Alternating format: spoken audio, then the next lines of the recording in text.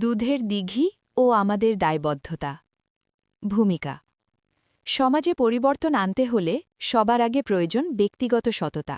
আমরা প্রায়ই অন্যের ভুল ধরি বা সমাজকে দোষারোপ করি, কিন্তু নিজের দায়িত্বটুকু পালনে অবহেলা করি।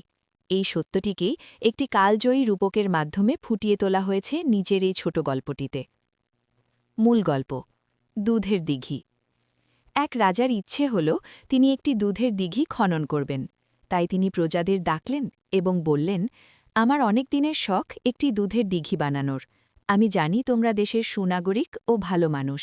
আমি গর্বিতে তোমাদের রাজা হতে পেরে।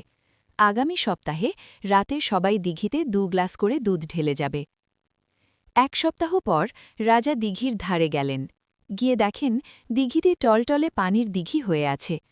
রাজা অবাক হয়ে ভাবলেন, ও মা, এ কি? রাজা তখন গুপ্তচর লাগালেন বিষয়টি খতিয়ে দেখতে। গুপ্তচর তদন্ত করে জানাল, দেশের প্রত্যেক নাগরিক ভেবেছে সবাই তো দুধ দিবে, আমি যদি 2 গ্লাস পানি দিই তাতে কীই বা হবে।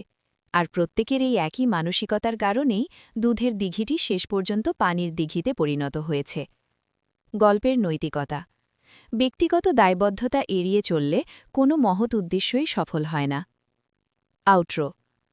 আমরা অনেকেই পথে ঘাটে পানির বোতল বা চিপসের প্যাকেট ছুঁড়ে ফেলি।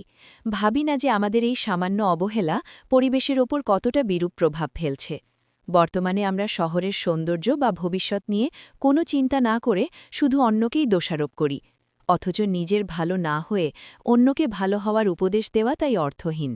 সমাজকে সুন্দর করতে হলে সবার আগে নিজেকে সুনাগরিক হিসেবে গড়ে তুলতে হবে।